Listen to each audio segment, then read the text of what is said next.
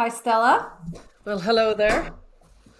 So we're talking about schools for the first time today. So this season, we really wanted to put together kind of several series that cover important topics. And of course, schools are huge for multiple reasons, right? Like I think a lot of parents are unsure what to do with their kids' schools. A lot of people just observing the cultural trends think that schools are like the genesis place for a lot of this gender identity stuff. And so we wanted to bring in a variety of voices to explore the school issues. And this is the first of many episodes we're going to do around this. I think a lot of us don't really know what to do with schools. I think a lot of parents have just spoken in panic because school should be the place where the child goes and they think they're safe, they're being educated.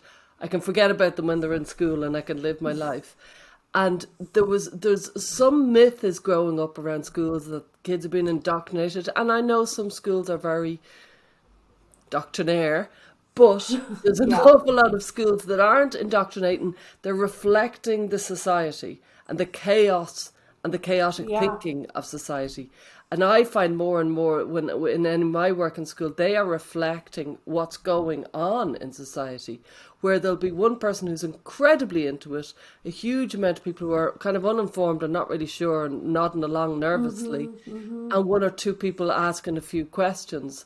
So we think it's really important, and I really think it's going to be very helpful to just explore schools in a leisurely way over the Yeah. season so that we kind of get a really good insight in all the different ways of looking at what's going on in schools. Yeah, and we'll touch on some of the topics that we discussed, but I'll just tell you guys a little bit about Kate Parker. She served for 16 years as an elected trustee in a K through 12 and community college board. And most recently, she was the president of the Santa Barbara City College Board of Education in California. And she just stepped down from that role. She currently works as a library director in a private school, and she's a high school educator and also the parent of an adult trans identified kid. So Kate kind of talks about how having a kid who's kind of going through this gender process has given her a lot of insights while also having that background in education. So we start off by talking about how she noticed things changing, how gender came into the school system, and what happened next. We talk about a lot of things like the triangulation that happens in families when the school's keeping secrets from parents and how destructive that can be.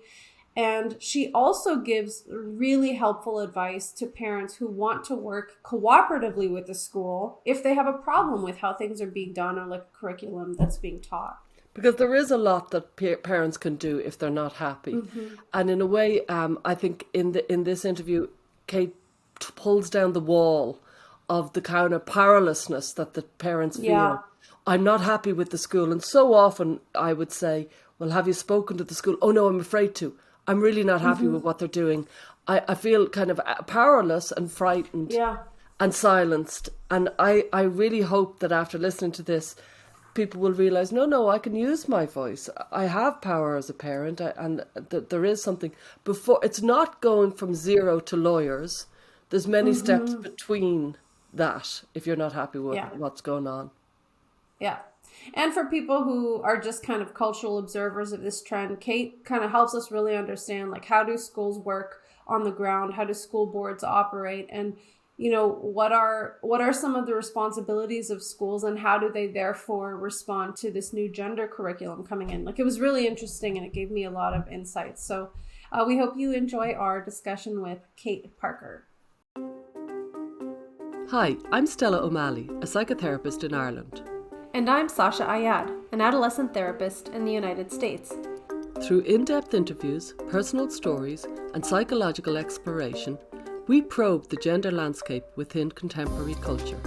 And we consider the implications of prioritizing personal identity over other aspects of the self. This is the thinking person's take on gender. Join us as we look at gender from a wider lens. Welcome, Kate Parker, to the show. Hello, Stella and Kate. Hi there. Kate. Thank you so much for having me. We're very glad you're here. We'd love for you to tell us a little bit about, you've worked in education for a long time, and maybe we can touch on this a little bit since we have listeners from all around the world. Talk a little bit about what it means to be serving on a school board, in a district, so that people from different countries who have different school systems can understand like what you've been doing, what your role is, and how that kind of plays out. Right. Okay. So in North America, when we talk about state-funded education, that's public education for us here. And in North America, that is typically mostly controlled by your state or your province. So the federal government in the United States has some levers that it pushes to influence what's going on in state education, but the main control is at the state level. And then at the state level, they're trying to push as much control as they can down to a local level. And there's huge variation as to what local means from state to state. So for example, you have the state of Hawaii. It has one school district for the entire state. I'm in California. We have 1,000 school districts for the state.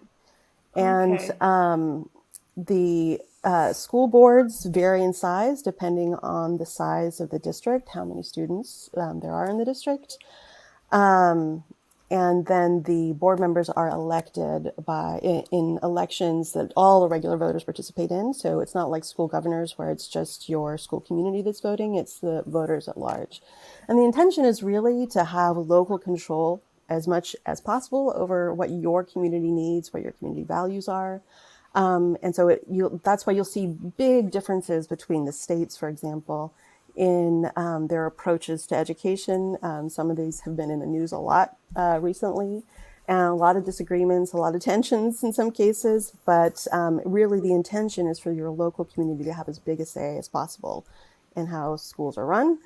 So I served in my community, so I'm in Santa Barbara, California, and my community has, somewhere, the range of students has varied, about 10,000 students now, about 13,000 students when I was there.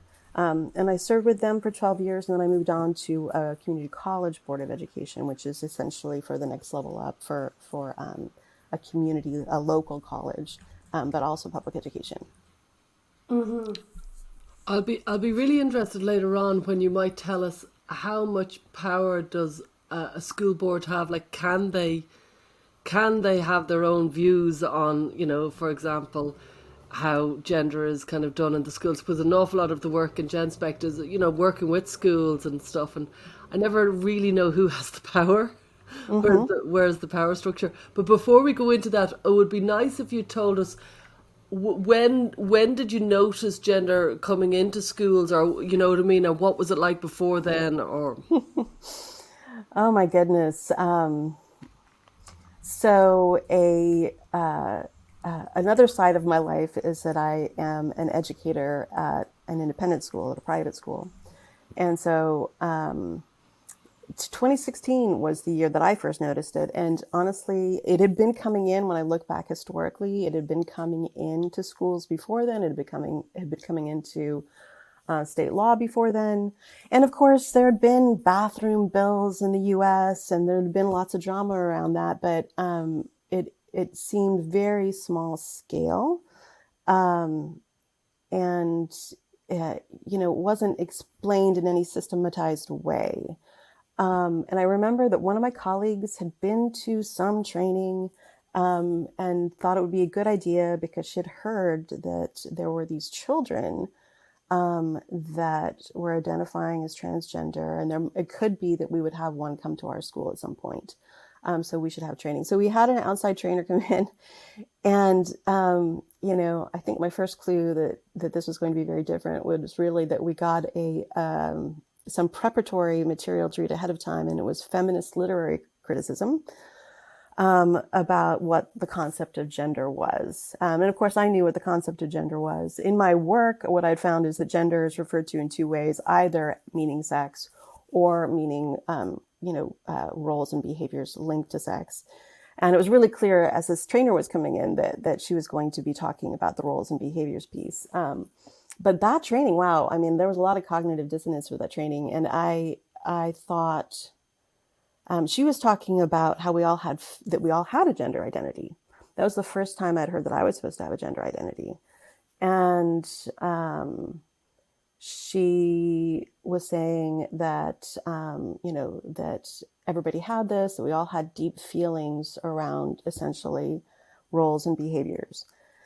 And I was thinking, wow, this is really weird, because I knew that the woman who brought her in considered herself to be a feminist, and this did not seem a particularly feminist angle. And I didn't really feel like I had a gender identity. So I'm sitting there, but essentially I'm in a room full of educators, 50 of us, listening to this. And I hadn't thought about it until much later, but of course we were all trying to identify our gender identity inside of ourselves in that moment, and trying to kind of understand and conceptualize this. I didn't understand that the same trainer was going already into local public schools and talking to kids in the same way. And to me, it was just a personal experience for a while. So I came out of that. I came out of it with two big questions. What in the heck did you mean when she's saying gender identity? And then also, what did kids think about gender identity? Because I didn't remember my own. Unlike Stella O'Malley, I have no memory of what I thought as a 3 or 4-year-old about myself and my sex. And so first I went to California law. California law is actually really clear. Gender means sex. So in California law, when they're talking about gender, they're talking about sex. And then it said that includes gender identity and gender expression. Well, I was like, oh, this poor trainer. She's just a very confused person. She's not very clear. She meant that we all perceive our sex. Your gender identity is just your perception of your sex category. I can understand that. And of course, we all perceive our sex category. And there are probably some kids that don't perceive that their sex category matches what exactly, an objective, medical diagnosis would say.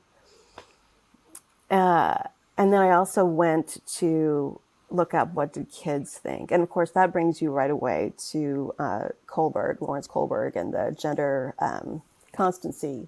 Lots of videos around that. And the first time you watch one of those videos and you see what a 2.5 or 3-year-old thinks about gender or sex in this case, you realize, oh, there's, young children have no idea. And there's actually one of my favorites is, I don't know if you've seen James. Have you seen the video with James, the little English child? I don't think so. I'll share that link because it's wonderful. It's James at 2.5. Okay. And then the same interviewer circles back to James at 5.5. And the difference between James at 2.5, where essentially what makes you a boy, I've got short hair. And then James at 5.5, well, he's embarrassed because he has to say that, oh my goodness, I'm a boy because I have a willy. And it's charming. It's also charming because to me, James at 5.5 is now more easily able to articulate the difference between sex and the societal norms around sex than some American PhDs at this point. But he also says something important, which is that I think the interviewer asked him, like, how do you know that you're going to grow up that you're a boy and that you're going to grow up to be a man? And he looks at the interviewer kind of like you're an idiot, but well, my parents told me. My parents told me. And that raised a lot of questions for me, like, oh, what if your parents don't tell you? So I came out of that. That was the beginning of 2016, January 2016. Over the course of that year, suddenly my kids, so I have children. I had children at the time in the public school system. They had kids starting to come out as trans left and right. And then in January 2017, I don't know if you remember this, Sasha, but there was a big National Geographic cover story. Yes. Called Gender Revolution. Yes. And on the cover of it, there was a little... a male child with pink hair. A little child, yes. Wearing all pink with long hair. This was a trans girl. Now, interestingly, that child as a teenager no longer identifies as a trans girl. But at the time, I was just like, wow, what in the heck? Things have they're starting to change. But it took more time. It it was a few years of kind of thinking about things to understand that there was this new third way of thinking about sex and gender that was coming in. I was familiar with two ways, and so the third way was a real change, and to see it coming in around 2016, 2017, starting to come into the schools, into And were the our State teachers, Department of Education yeah, guidelines. were the teachers talking much in the staff room? Was it kind of something that people expressed kind of worry that they weren't trained, or was it generally considered this is part of our new progressive life?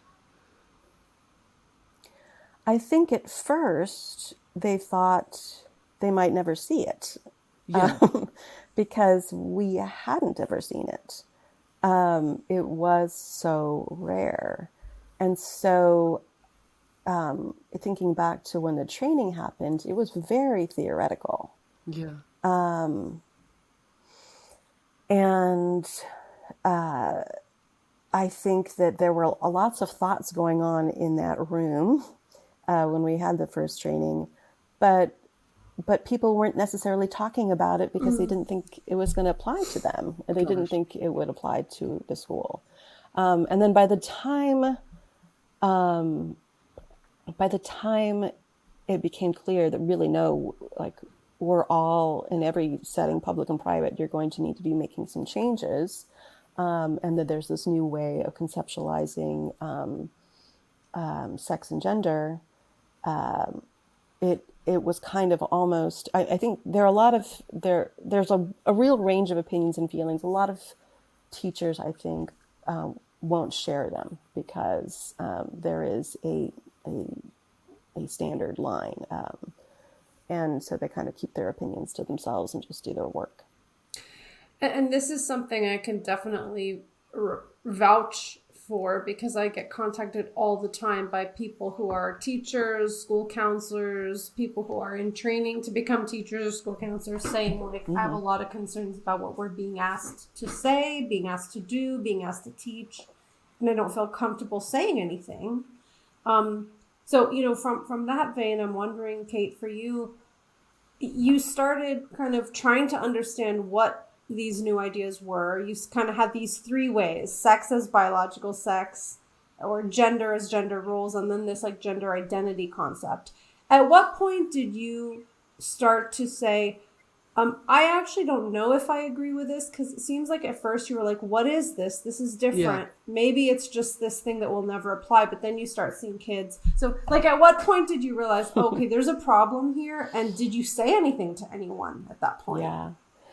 So I actually think of it in three different ways, Sasha, and that is that I think of the way I had been conceptualizing sex and gender, meaning the societal norms around it, is that there's a traditional way of thinking of it in that there are two sets of societal norms and behaviors that are linked to two fixed sexes, understanding that there are people with DSDs, differences of sexual development, where maybe you don't know right away which sex they are. But that was kind of a traditional way of thinking of it.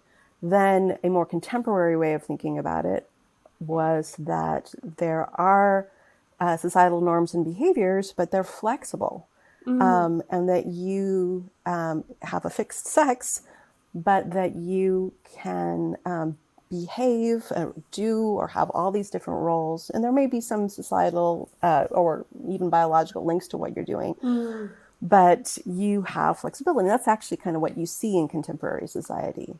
But this new way that was coming in was kind of going back to there are fixed societal norms and behaviors linked to two sexes, well, not to two sexes. Sex is a spectrum. Biological sex is a spectrum. It is not fixed. The behaviors are fixed. You can move between them, but you have to self-declare that you're moving between them. Yeah. So you have to give yourself a label, whether it's something like agender or gender fluid or trans. So you need a label to move between it, but it's all through self-declaration. Very different in some ways like the traditional, in terms of the fixed piece.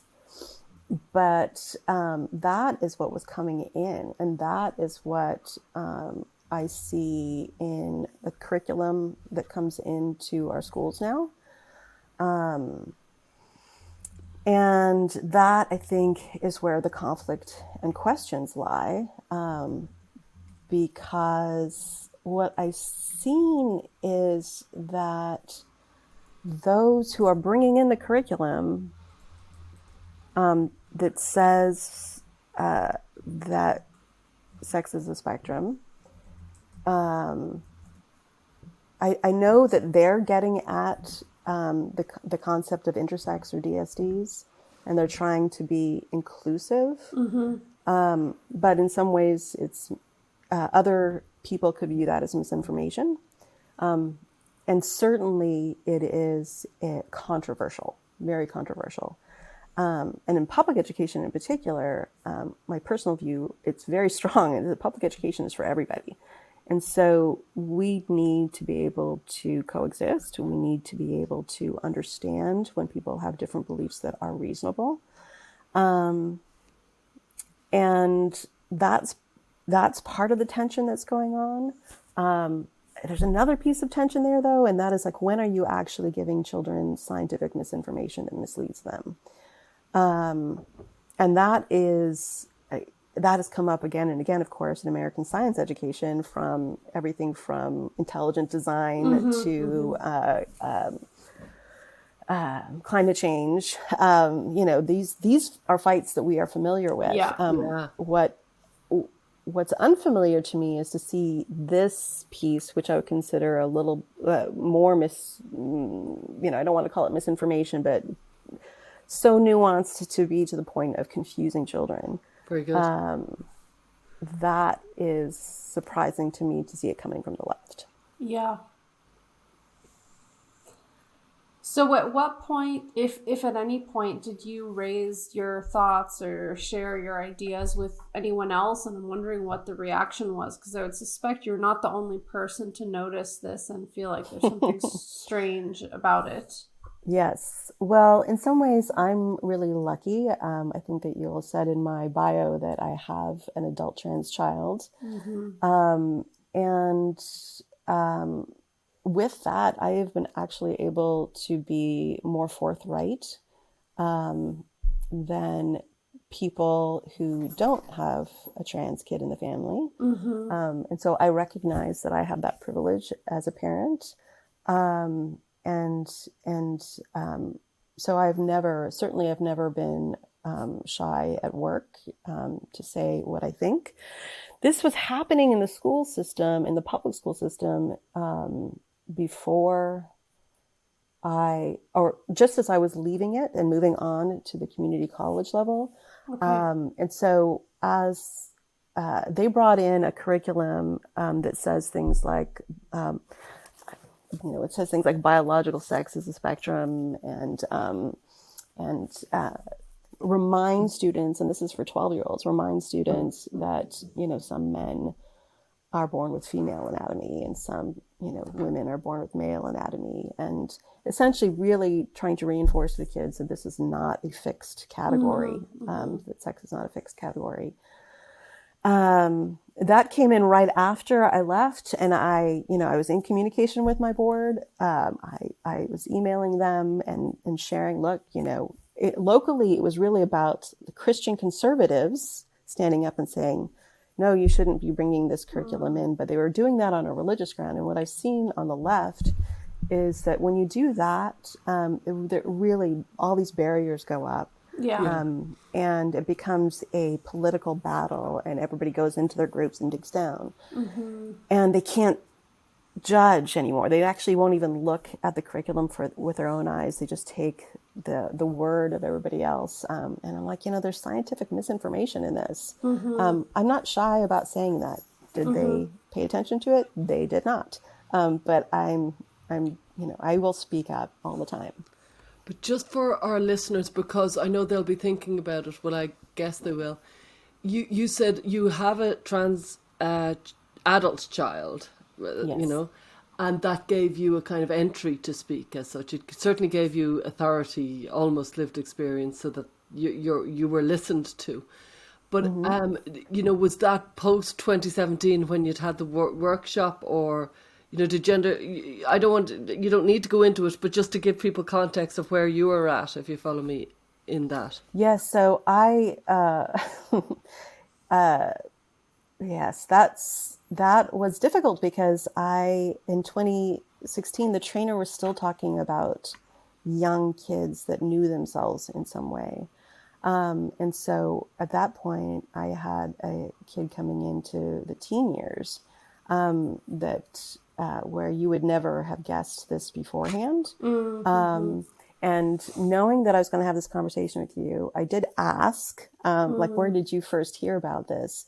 That trans as a concept, and it was in middle school, other 12-year-olds that were talking about it. So it was from other peers talking about it. So I know that they then had trainings at that school that said things like everybody has a gender identity and this is how you conceptualize it. Really focusing on masculine and feminine stereotypes as making up the gender identity. But that was really not the first connection. It was peers. It was definitely peers. But that was about a year after my initial training. Okay. And it was really everything that I learned from my own kids that helped me kind of process, question and process.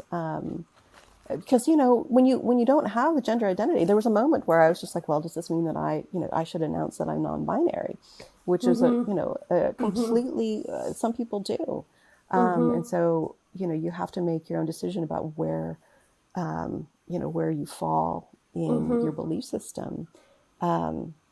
But yeah, no, I definitely, as a curious person, it's been a privilege to have a trans kid able to bounce ideas off of and kind of go deeper with. And I also want to be really clear as I talk about this.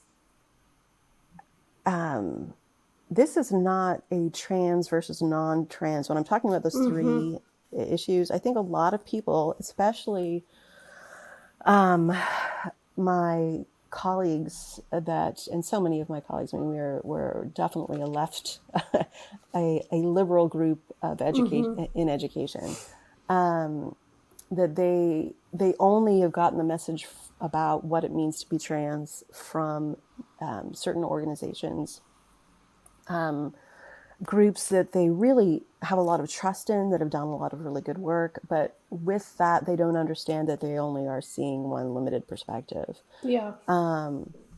And so I know that, when you're in this world and you're seeing a lot of trans people with very heterodox views or with actually more traditional views, that there are plenty of trans people that think that there are two fixed sexes and that it's important to being trans, that there are two fixed sexes. Yeah. And so I Almost want to be fundamental, clear. you could argue. Yeah.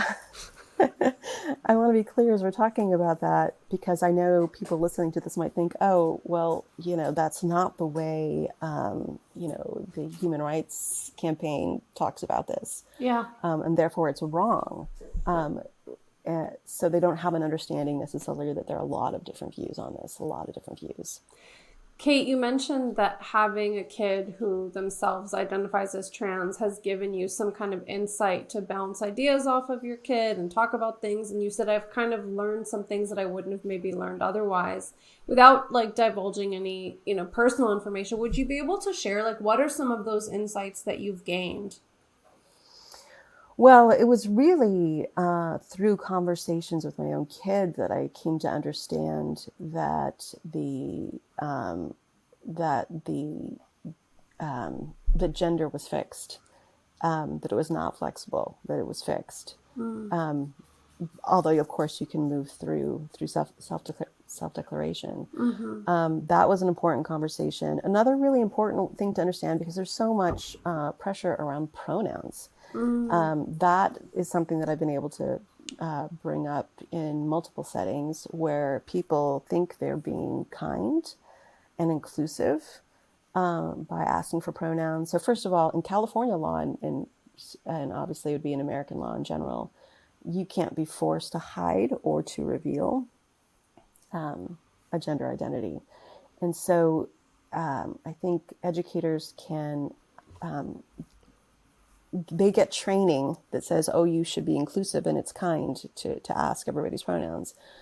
They don't necessarily understand where they could be coming up against a legal barrier. Yeah, you're like forcing people to out themselves, technically. To out themselves, to having a gender identity or not having a gender identity. But they also don't necessarily understand the pressure that puts on a questioning student and the pressure that puts on a trans student who does not feel safe.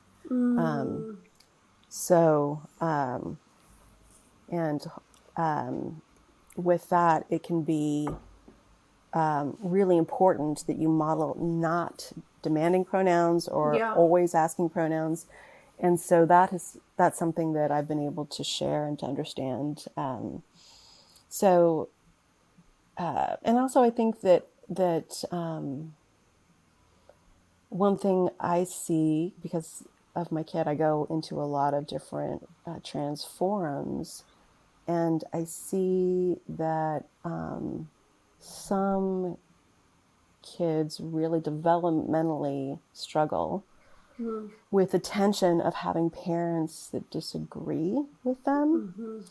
And this is something that comes back to the schools. There's a real, for some teachers and counselors, there's a real misunderstanding around about the importance of the family system and the primacy of the family system, and the ability for kids to grow into understanding that parents and children don't always agree with each other, but can still stay connected. So much of the rhetoric in the forums is cut off people who don't see you the way you see yourself. And seeing a young person kind of developmentally figure that out, that you can hold care and love and connection, despite what they're perhaps seeing online. That's really important. And that's something that really kind of frightens me about what I see going on in some schools where they do not understand that. We hope you're enjoying this episode of our podcast. We work very hard to maintain high quality content for the show. To take an even deeper dive and support the show, join our listener community for access to exclusive content, practical tools, and resources supporting gender and identity exploration. We're so grateful to our sponsor, GenSpect, an international organization which offers an alternative to WPATH, providing a range of education, resources, and supports to anyone impacted by gender distress. GenSpect unites many different organizations globally and gives voice to thousands of previously untold stories. For more info, visit genspect.org. And thank you to our sponsor, RIME. Rethink Identity Medicine Ethics is a non-profit organisation dedicated to improving long-term care for gender-variant individuals. Visit rethinkime.org to learn more. And now back to the conversation. That's really huge, actually. So what I'm gathering is that perhaps your child knows that mom doesn't necessarily believe she has a gender identity. And yet I recognize that my child... My child thought I was going to stand up in assembly and announce that.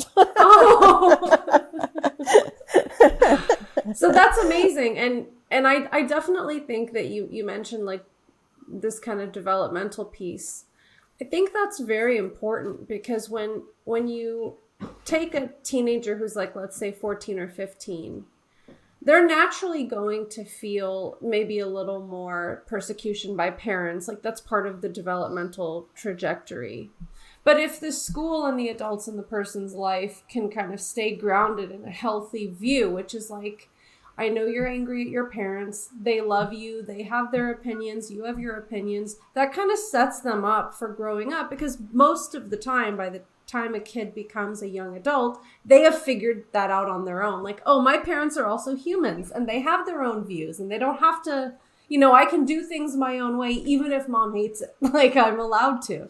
So it's really, really terrible when schools are kind of priming kids to push away, to estrange themselves, to cut ties when they're already developmentally like prone to do that anyway. It's really dangerous. And I totally agree with you. Well, and it's particularly dangerous in California, I think, because in California, we have really strong state constitutional rights to privacy. And there's some things that children as young as 12 are allowed to decide for themselves. Some things that still require special circumstances for them to make those decisions. But the state has essentially put out guidelines. So it's not in the law. And this is going to definitely be tested in courts. It's being tested in courts now. But the State Department of Education put out guidelines saying, as soon as a kid announces a trans identity, you school personnel must change names and use their pronouns. And you school personnel must keep that confidential. I mean, to me, that's the key piece, that you must keep it confidential unless the child tells you that you can tell the parents. And in the State Department of Education guidelines, they had not put any age limit on that. So the current court case that's coming forward is one where an 11-year-old was being assisted, went into a school counselor and said, I think I feel like a boy.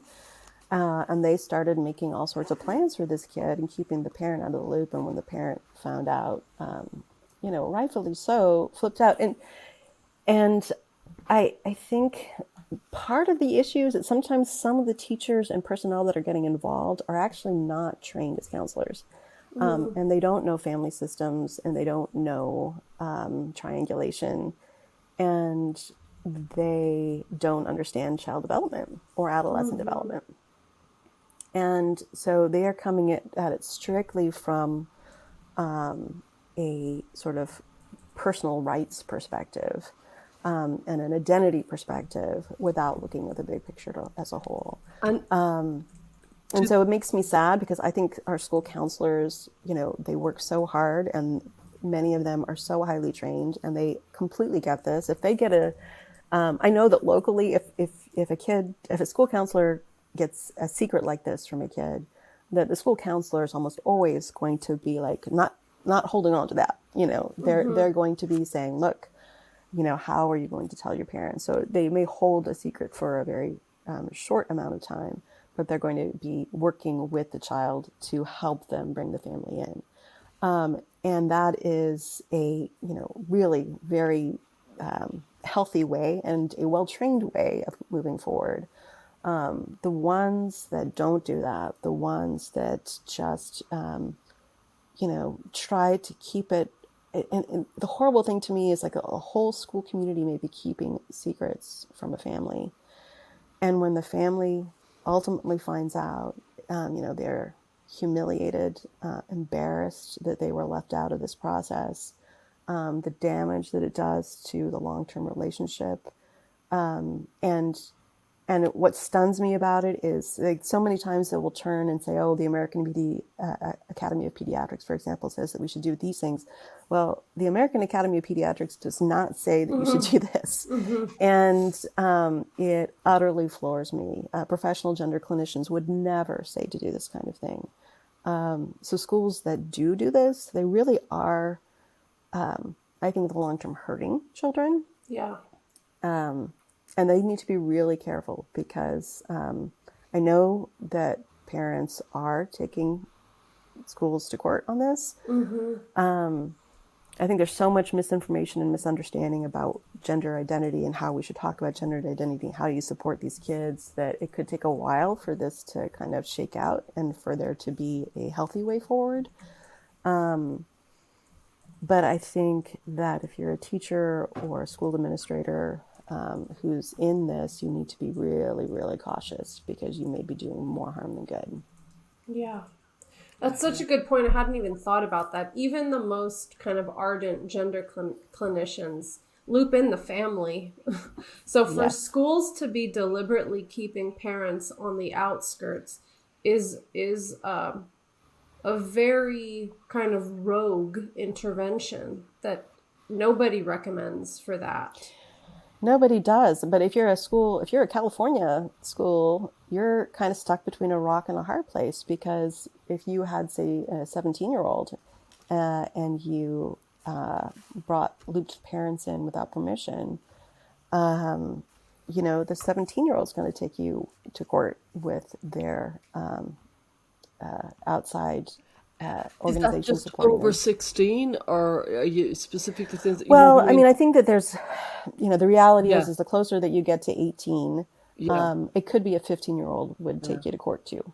yeah. There's not a hard and fast rule around what age. Essentially, over 12, they just have more rights to confidentiality, but it kind of blurs. The older they get, Staged. the more a school is going to be like, Mm, It is blurred, and it's unfortunately blurred. It's not definite and it's not clear, so people don't yeah, actually really know where they stand.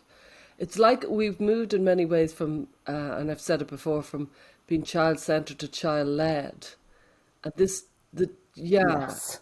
and Yeah, sometimes I look at California law and some of the things that are going on in California law. I'm like, what in the world do you think 12-year-olds are? Good Lord. mm, yeah, Yeah, it's on one level, it's kind of giving agency to children. That could be one phrase, but you could also say you're burdening children with mm-hmm. adult decisions, Yeah. yes. Yeah, depending on what way you frame the very same event. Could be you could use either sentence. yeah, yeah. And And do 12-year-olds benefit from having too much Right. agency? yeah. Right. And I also want to be cautious, because I think a lot of times when I talk to parents, I see outrage around this. But at the same time, I mean, we all need to understand that in our public schools, we see really dysfunctional families. We see kids that are in extreme risk. Yeah.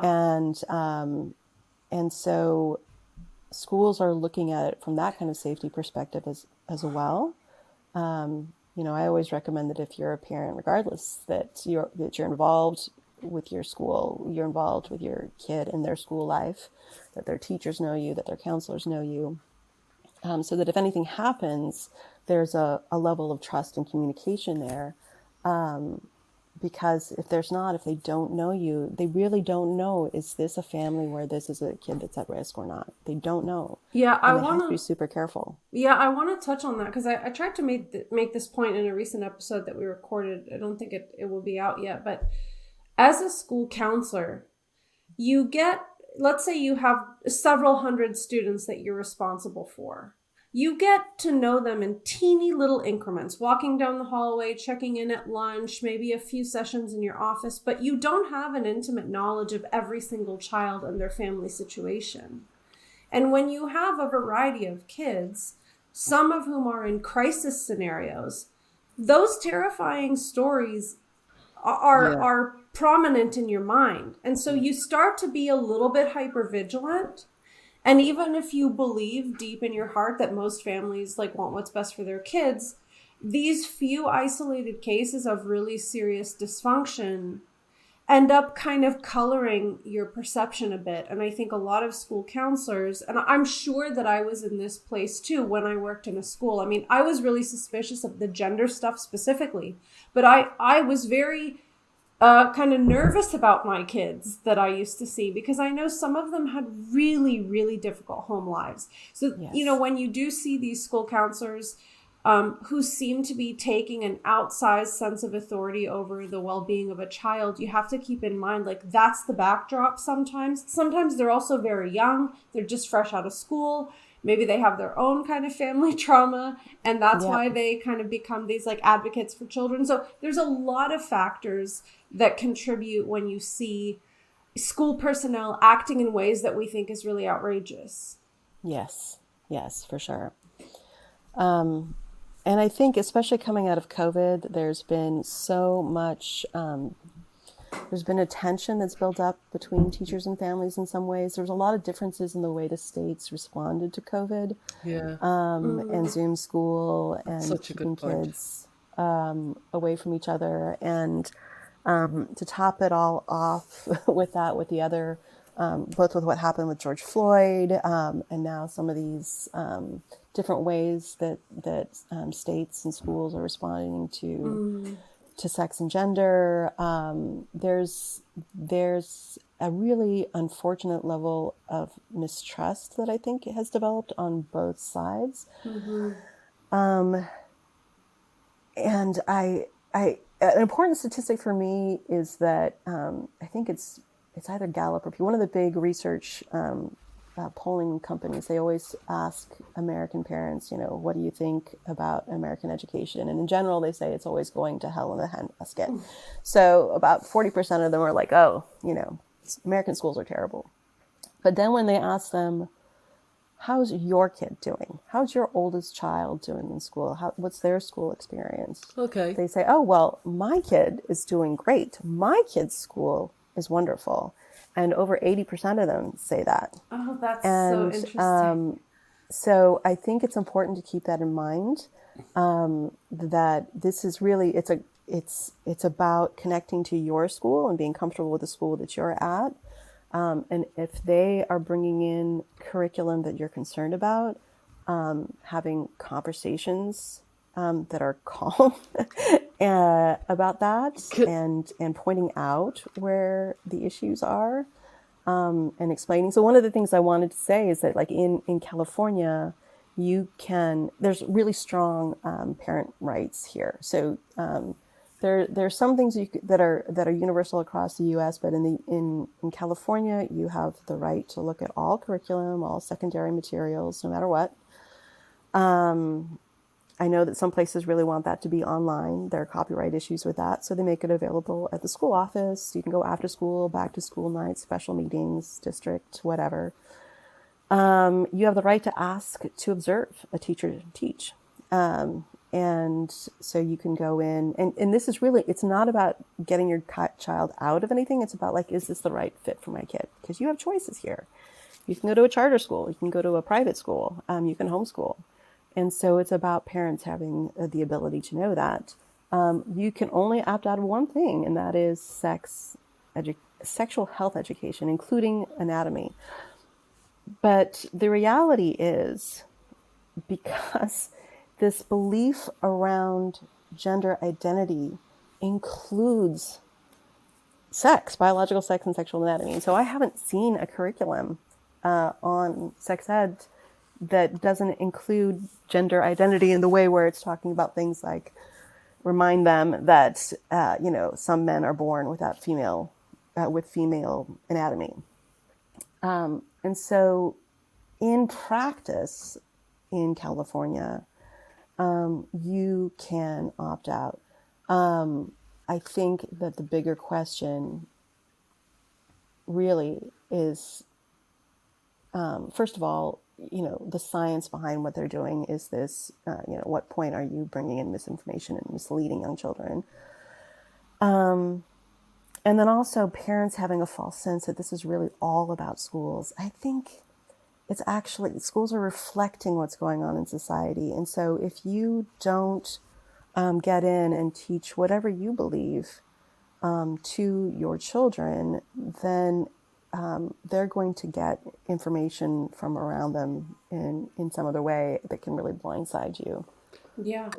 Could I ask you, Kate, would you have a kind of an ideal step by step that parents who could be listening could follow when they're concerned with what's going on in the school? Like, I always say, I wrote a book on bullying, and I said to be a polite nuisance and to go in, have a meeting, and go in again, and you know what I mean. And I give some kind of steps around that, and people have found in the bullying book that it's been really powerful, that they had a kind of, this is what I do because I'm not happy with the school, and it feels such a wrench to change schools. It feels so dramatic and frightening and dangerous to change schools.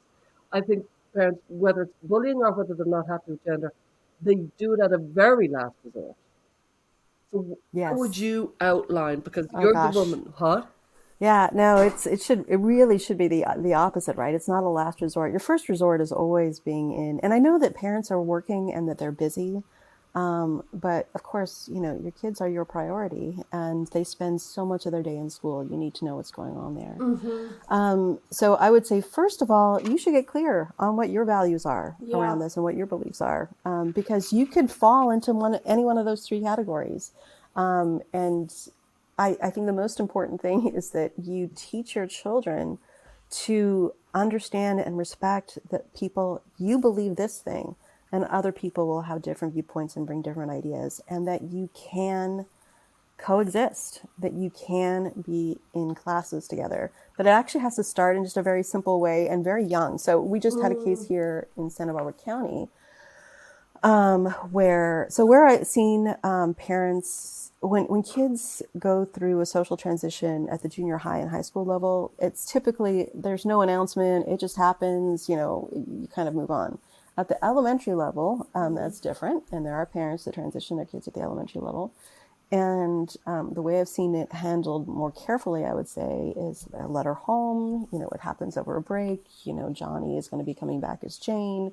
You want to have conversations around it with your family. And, you know, this gives parents an opportunity to get clear on what they believe and to convey their values, and to also, whatever those values are, to completely accept it, to not accept it, and to be kind and inclusive. Mm-hmm. There's lots of ways of approaching it. But what happened here was that a family and school decided just to bring the parents in and to have kind of a I don't want to call it a ceremony. It's not a ceremony, but to have an announcement, a special announcement in the moment. Johnny is now Jane.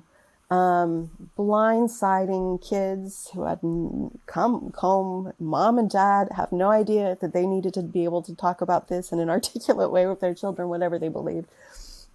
And it really put parents in an uproar. Mm-hmm. And so what I would say is, so that district, it's a bit north of where I am. They are, they have parents going to the board meeting now saying, we want a special parents' rights package to come into board policy. We want it clear that parents aren't going to be blindsided in this way. And so you can take a board policy approach. You can be talking to your board about this even before you get there. But I would say, as an individual parent, you need to be talking and getting clear with your kids before they go to school. And so that's talking about it at 4 and 5, and making sure that they're ready and that they're not surprised, because in today's society, it's likely that it's going to come up in their school. So there's that piece of it. I would say you do need to look at curriculum. And when there is curriculum that you feel is not scientific, you should talk get clear in your own head, Mm-hmm. and schedule a meeting with the teacher first. You start with the classroom teacher. And then if the classroom teacher doesn't get it, then you can move it on to the site principal. You can keep bumping it up all the way up to the Board of Education. So the Board of Education, Stella, obviously there are state laws that we have to follow, but there can be a lot of individual differences. And so there's some districts here in California where they are making it explicit in their local board policies that they're going to keep transition secret, that they're going to keep them Have they confidential the from power to parents. do that? The board have the power to. Yes. And then there are other districts where they are saying, we are going to not do that we are going to tell parents if there's a gender transition. So there these So it's very interesting. now So where it gender falls in the law, I yeah, think it could end up in courts eventually, but that is what I see going on. because So there is some local differences happening here for sure. yeah, this is what I've been hearing. And I see it in Ireland and England too, because Genspec goes into schools, and each school, it feels like a little fiefdom, if you follow Yeah. me. Each school is running its own thing, and I'm pretty shocked. And that's one of the reports that came out of the UK, was all of these organisations that were coming in giving different workshops. They you are reliant on them being well informed, and they might or might not be. I think that in schools in particular, there's a quite a lure of the outside expert. Yeah. And often the outside expert, their only expertise is really personal lived experience. And so they are not coming in with a counseling background. They are not coming in with a developmental background. Their experience is the training materials that they've been given, the trainings that they've observed, and their own lived experience. And to defend the schools a little bit, because I know how much under pressure they are, they're suddenly being asked from, it used to be like teach them history, maths and English or whatever. Now they've been asked mental health. What's your mental health? What are you doing for bullying? There's been a suicide. What are you doing? And so they're just saying, give me an expert. I'm a geography teacher. And so they're very quick to give it away to anybody who and that's a real flaw. Yeah. And I want to be careful because there's some outside experts that absolutely are experts and bring in, like we've had kids come in, get wonderful mental health, peer training from people who are actually licensed therapists. And that is really, really important. But many times we don't differentiate between these things, and we rely on organizations that have done good work in the past. We assume that they're going to continue to do good work in the future, and there's a tremendous amount of variation. And I've given. Sorry, I'll just jump in, and then you with your real question. I've given workshops where somebody will put up their hand and say, "You're saying something very different to a workshop I've heard," and I'm like, "Yes." And that puts everybody in a difficult position. But yes, I am. You know what I mean? Well, and I think that that's important too, because so many people don't realize that there's a different way of looking at things. In California, most school districts have what's known as a controversial issues policy. And this is nothing if not a controversial issue, right? So controversial issue means that you have, and the board policies may be slightly different between the districts, but it is making sure that teachers are bringing in opposing viewpoints, different viewpoints on an issue. And I've seen some school boards use this pretty effectively when teachers have brought in certain types of material where it's you're going to be at a flashpoint, that parents are going to disagree on some aspect of what they're talking about. Just teach the controversy, bring in outside voices and help kids understand that there are different ways of looking at things. Brilliant. Teachers often need that, right? They need people to come in and say, oh, you may not have thought about it this way. And I think it's so important, and our teachers really are not getting that, Stella. Well, I wanted to just kind of make sure we got all of your tips, because you talked about, like, if there's curricula that's being taught that you disagree with, start with the classroom teacher. And then if the teacher doesn't get it, I think you said go to the school board, right? You kind of work yourself up the chain, right? Your teacher to the principal. From the principal, you may either go to the district superintendent or to the school board, either way. Okay. And I think sometimes parents don't understand the influence that they have. And I'll give an example. So I just came off the Santa Barbara City College board. We had huge controversies around mandated vaccines for students. Oh, yeah. For the COVID vaccine. That was a lot of drama. And faculty felt very strongly one way. We had members of the community that felt very strongly the opposite way. And the board supported the faculty position, and really, we mandated vaccines through the pandemic phase. The difficulty was switching from the pandemic to the endemic phase, as some faculty really struggled with the changeover. And yet the parents and students that have been coming for years and years saying, stop, we don't need this vaccine and you don't need to mandate this anymore. and they were frustrated with us, but they also had an influence on us and an impact on us. And when we decided that we no longer needed the vaccine, and if they hadn't been there speaking up, we wouldn't have made that change. Well, And I think boards need to hear diverse viewpoints. You may be frustrated that they don't vote your way, but your impact and your voice and your connection, it makes a difference. is there any work in involving the parents' council? If you're a parent and you're in the school, should you involve the parents' council to get maybe people, different opposing views in? You could. I think that that's very much going to depend on where you are. Yeah, true. So I would say in where I am, it is such a liberal neck of the woods, and they haven't necessarily thought through. They just want to be kind and inclusive in the most lovely way. And it makes them uncomfortable to talk about differing viewpoints on this. So if you go to, they're called PTAs here. I don't know what you call them in Ireland. Here, yeah. But if you went to your parent group, they would, it would just depend on which school you're at, and it would depend on the leadership of that parent. Also group, depends on the some parent. that would really shut you down. Depends on the parents. Sometimes the parents, like you say, they have more strength. They've been in it for years. They're in the PTA. They're well known, and they can make a difference. And they're often They can make a afraid difference. to. Yep. They're afraid to speak up, but they actually have a lot of respect already from their peers.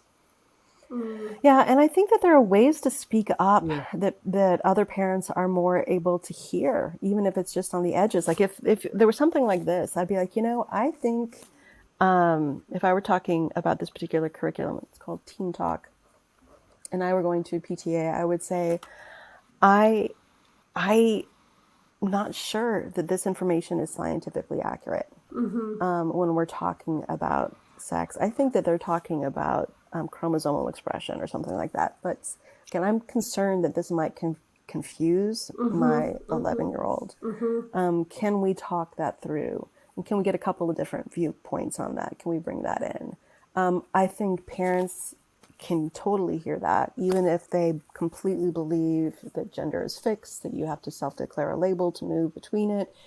I've always been confused as to why you have to believe that sex is not fixed as part of this. I know that there's people that believe along the range of it, but the kind of the official position and then what's coming in the curriculum.